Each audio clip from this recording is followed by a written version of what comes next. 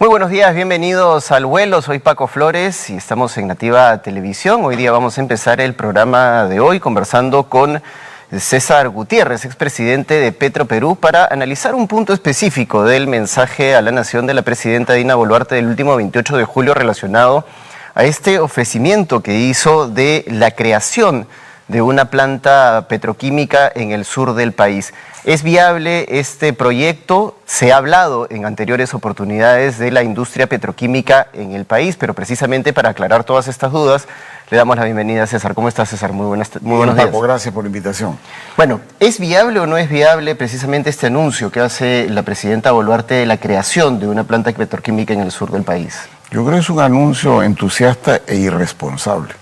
Yo entiendo, Dina Boluarte no entiende del tema y es el ministro de Energía y Minas el que le pone el tema en bandeja. Y bueno, lo que me sorprende es que el ministro de Economía y Finanzas, que ahorita está más informado que el de Energía y Minas, ha seguido con el discurso. Porque, mira, esto, te preguntaba si esto se había hablado antes. Sí, entre el 2006 y el 2009 se habló intensamente de petroquímica en el Perú. Es más, en el 2007 se otorgaron contratos de suministro de gas natural para petroquímica a una empresa muy grande de California que se llama CFI y decidió ponerlo en Marcona. Y por otro lado, el grupo Brescia en ese tiempo, conjuntamente con un grupo chileno que se llama Sido Cooper, promocionó una petroquímica en Pisco, en Paracas, para explosivos. Eso fue caminando entre el 2007 y el 2009 con contratos de suministro de gas incluido. Medio discutibles porque el precio no les cuadraba, pero lo que ocurrió fue que en el 2009 se cayó el precio del gas en Estados Unidos por el descubrimiento del gas de fracking, que se llama el petróleo del fracking. Los precios se fueron al suelo, cosa que se mantiene inclusive el transporte de productos muy bajo en Estados Unidos. Y el gran mercado para una petroquímica ubicada en la costa pacífica es Estados Unidos. Entonces ya no tenía sentido tener una petroquímica en cualquier parte de Latinoamérica, de México hacia abajo, porque el gas estaba en Estados Unidos como suministro, el mercado estaba ahí. Entonces, ¿para qué? Y entonces los dos proyectos se cayeron, el de nitratos y se cayó también el proyecto de CFI que estaba previsto en Marcona. Pero hoy día la situación cambia. ¿Por qué se entusiasma? ¿No? Porque la oferta exportable de fertilizantes, los líderes en el mundo eran entre Rusia y Bielorrusia, eran el 34% de la oferta exportable, que por los problemas de la guerra con Ucrania no hay.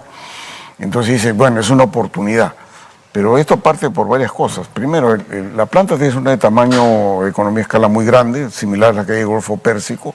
Son inversiones grandes, $3.000 millones. Necesitas el gas en la costa, para eso necesitas construir el gasoducto y necesitas un precio de gas apropiado. No hay ni precio de gas apropiado, ni hay gasoducto, ni tampoco somos confiables para una gran inversión de $3.000 millones. Por eso digo, esto no es viable. Por eso te digo que es un anuncio entusiasta e irresponsable. Claro, porque yo puedo entender el entusiasmo por la oportunidad que genera la situación geopolítica, por ejemplo, en el este de Europa, pero también por la apertura de, por ejemplo, el mercado asiático a través del megapuerto de Chancay, donde vas a tener a disposición el mercado asiático, que es grandísimo y donde también podría derivarse todo este producto exportable. Y el gran suministrador en Asia es Singapur. Hay complejos petroquímicos, polos petroquímicos, que es diferentes plantas, porque de la petroquímica tú puedes sacar urea, que es lo que piensan en Perú, nitrato de amonio grado fertilizante que no se ha pensado en el Perú, explosivos, los derivados del nitrógeno, los derivados del azufre, los sulfatos, de la roca fosfórica, le llamamos fosfatos. Entonces, todo eso se concentra en Singapur, en polos petroquímicos, que en una sola ubicación están todas esas plantas, hacen economía de escala. Y eso es el gran suministrador en Asia. Entonces, si tú quieres ir a Asia, tú tienes que competir con esos precios. Y para competir con esos precios, el flete ya es un problema, pero por otro lado tienes que tener un precio de gas muy barato. El gas lo tenemos cerca de 800 kilómetros de Lima y hay que construir un gasoducto que vale como $4.500 millones y que por el momento no hay interesados. Entonces, eso de que mira, que han venido, me tocó la puerta, que dice que lo van a hacer.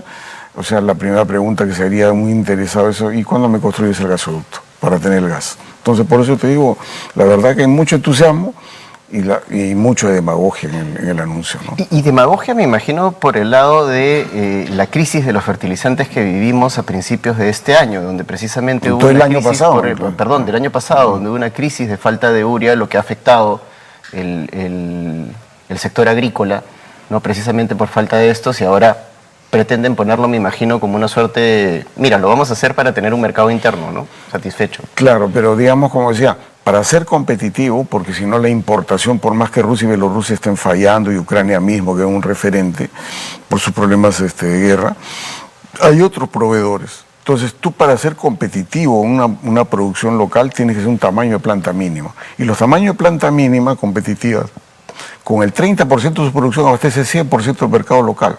El 70% tiene que exportarlo. Ya, Estados Unidos, Asia, donde gustes. Pero 70% del volumen es exportable. Entonces tú tienes que tener un precio competitivo con esos mercados. Y eso pasa por tener un gas barato y un transporte del gas hasta la costa barato. Eso no ocurre en el Perú, pues. Y por otro lado, Pluspetrol siempre se ha opuesto. O sea, ellos han puesto 1000 de peros para bajar el precio y modificar los contratos. Entonces, todo ese tipo de cosas, antes de hacer un anuncio, tendríamos que estar muy seguros. Cuando construyes el gasoducto, qué precio te puede dar Pluspetrol, sabiendo que no le puedes obligar a dar un precio que se te ocurre a ti y que tiene amplia liberalidad. Por eso yo digo, la verdad que mucha primera plana y eso se va a decantar muy rápido. Ese discurso que genera un entusiasmo, que supuestamente vienen las inversiones extranjeras, que hoy día caerá la inversión privada como 2.5 este año, todo eso se va a caer muy rápido. O sea, este discurso en 2 o 3 meses sencillamente va a ser un boomerang que va a afectar al propio gobierno, su credibilidad. Ahora, ya lo habíamos hablado anteriormente y lo hablábamos precisamente antes de empezar la entrevista, de que este tema de la petroquímica no es nuevo. De hecho, cuando tú estabas de presidente de Petroperú también se había hablado del tema de petroquímica y la posibilidad de generar polos petroquímicos, y ahí ha habido, o sea, digamos, es un panorama larguísimo en donde se ha hablado de este tema, pero por lo que entiendo y por lo que vamos conversando hoy día, no es un negocio rentable ni viable. Claro, o sea, cuando hablábamos, yo estoy en Petroperú 2006-2008, Petroperú iba a ser socio sin aportar capital. Los socios eran GDF Suez, la estatal francesa, muy grande, que hoy día en el Perú tiene una empresa llamada Engie que produce electricidad, y el otro era Petrobras. Entonces lo que nos pedían como Petroperú es que manejáramos la responsabilidad social. Y por eso le dan a Petroperú 10% de participación sin aporte capital. Y lo que se pensaba en ese momento es llevar un ducto costero desde Humay hasta Hilo. Y ese es el sitio apropiado para la planta petroquímica. Pero un ducto costero, en ese tiempo hablaba de $1.000 millones. El gasoducto surandino es un proyecto de 4.500 millones de dólares. Eso afecta al precio del gas, porque es el transporte que le suma.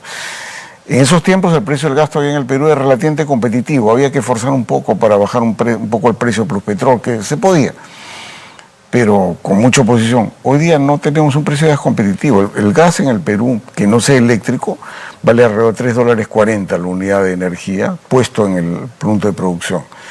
El precio que tienen en Estados Unidos es por debajo de los $2.50. Entonces, tú tendrías que tener un precio por debajo de los $2.50. Anda, dile a Pluspetrol, ¿me bajarías el precio de $3.40 por debajo de los $2.50 y le vendes como a los eléctricos $1.80? Por supuesto que no quieren.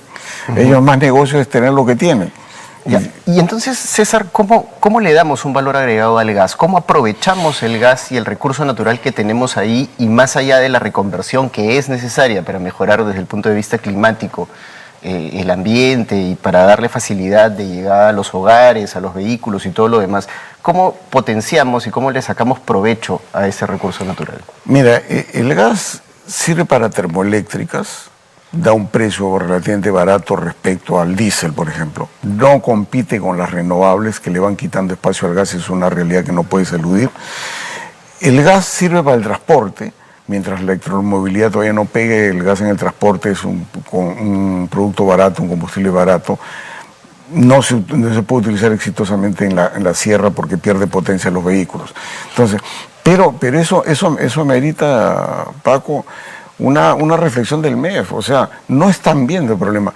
Perfecto, la masificación del gas yo la veo por el lado vehicular, no lo veo por el lado domiciliario, porque eso no es negocio y eso tendría que ser el Estado. Porque precisamente ahí también hay que construir infraestructura y hay que invertir. Claro, y el privado no le interesa. El privado le interesa donde puede hacer el suministro domiciliario es casi responsabilidad social. Lo que le da el negocio es las eléctricas. Por ejemplo, 5 eléctricas le da el 60% de la factura. 1,5 millones de consumidores le da el 2% de la factura. Entonces, es lógico que para el domiciliario, para ellos es responsabilidad social. Y le dice, bueno, si quieres más domiciliario, pon tú la plata Estado. Eso es lo que han venido diciendo. Y eso es lo que está haciendo el Estado, que yo creo que no es la mejor forma de invertir. Pero bueno, vamos al sector vehicular, ¿no? Donde sí tiene mucha competencia respecto a la gasolina y al diésel. Pero tiene que pensar algo el gobierno. O sea, la gran recaudación tributaria en el Perú viene de los combustibles. Cuando yo reemplazo gasolinas por gas natural, me quedo sin la recaudación de impuesto al rodaje, impuesto selectivo al consumo e IGB ambos. Cuando yo reemplazo el diésel, me quedo sin el impuesto selectivo al consumo y el IGB asociado a él en el diésel. Entonces la pregunta es, si yo solamente penalizara 10% del mercado vehicular, ¿cuánto pierdo en recaudación? Pierdo como 200 millones de dólares al año. ¿Tienes un plan B para eso? Eso hay que preguntarle al MEF. Entonces el MEF alienta, y me parece bien pues, desde el punto de vista del consumidor, pero ¿y cómo haces con la recaudación? ¿A futuro después te inventarás, una vez que traes esto en camino, un impuesto al gas natural? Eso no hay, o sea, el Estado está manejando sin un derrotero esto. Y si bien es cierto, es competitivo en el sector vehicular, tú tienes que tener un plan B respecto a la recaudación. ¿Cómo reemplazas eso? Porque a medida que sigas avanzando en el sector vehicular, sigues cayendo la recaudación. Claro, y por otro lado, ahí vemos el tema que, digamos, ha sido casi transversal a todos los sectores, que es la falta de estrategia. Y hay una de las cosas que me olvidé ahora cuando hablábamos de la petroquímica, ¿ya? Del gas natural. La petroquímica, el primer producto que saca cuando hablas de fertilizantes explosivos es amoníaco. El amoníaco lo tiene el gas natural, porque el gas natural tiene carbono e hidrógeno. Le saca los hidrógenos al gas natural y eso es para hacer amoníaco. Es el insumo para las petroquímicas, fertilizantes y de explosivos.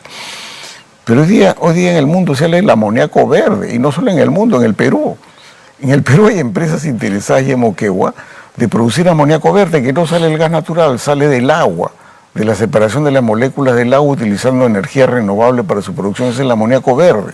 Entonces, la competitividad del amoníaco de los hidrocarburos va a pasar, yo creo, en 7, 8 años, no va a ser competitiva. Entonces, la pregunta es, ¿qué apostamos? Si son inversiones de $3.000 millones a 20 años, que al año 8 se le cae la inversión, tampoco hay evaluación de eso. Por un lado, el ministro de Producción, Pérez Reyes, anuncia y dice, vamos a promocionar el hidrógeno verde. Claro, el hidrógeno verde es un insumo, puede ser amoníaco verde. Y ahí, si es el amoníaco verde que hacemos con la petroquímica, el gas natural que estás promocionando. Son cosas en colisión, no hay un derrotero, el MEF también sin rumbo, porque el MEF debería entender este tipo de cosas, porque tiene temas tributarios, tiene temas de inversiones, tiene temas de largo plazo, y el MEF se sube al carro, sin ningún análisis, que se supone que es donde existe la gente con mayor experiencia y con sus consultores apropiados. Entonces veo fuera de derrotero al gobierno. Y cambiando de tema y hablando de otro elefante blanco tremendo que está ahí, y que tenemos que ver la manera cómo rentabilizar, que es Talara, ¿no? ¿Cómo hacemos con Talara? Primero hay que terminarla. O sea, mira, ayer se ha publicado que en el segundo trimestre se perdió $222 millones, ¿no? Eso es lo que se ha dicho, el propio Petroperú ha reportado a la Bolsa de Valores, eso con mucha importancia. Lo que ocurre es que el segundo trimestre, o sea, el semestre, Petroperú perdió $380 millones, esas son sus pérdidas. Y su déficit de caja, o sea, el dinero que recauda para pagar la cuenta de corto plazo, tiene un déficit de $1.300 millones. Entonces, primero sinceren las cifras, porque no lo sabemos. Las calificadoras de riesgo dicen, Petroperú va a tener que ser respaldado nuevamente por el Tesoro Público. Y la pregunta es, ¿cuándo y cuánto? Y eso no hay. Y ahí hay una responsabilidad de Economía y Finanzas y Energía y Minas, porque ellos son los que manejan la Junta Accionista de Petroperú. Ellos tienen que saber cuánto y cuándo, sinceren eso, y ahí vemos qué podemos hacer. Porque mientras tanto no, pues se habla, vamos a vender acciones. Acciones en una circunstancia como esta es como regalar la empresa, porque la empresa probablemente con las cifras que tenemos no vale nada. O sea, las deudas son cerca de $5.000 millones a pagar en el 2032 y el 2047. Entonces la pregunta es, ¿cuánto necesitas? ¿Cuándo terminas Talara? Porque no está terminado. Justamente esta comunicación del Estado Financiero, lo que están diciendo es, nos falta la parte aquella que me producía más margen, que se llama flexicocking y craqueo catalítico, eso no lo tengo en operación. Supuestamente en septiembre. Cuando esté eso en operación, veremos más margen y un alivio en Petroperú. Pero esto lo vienen anunciándose más de un año.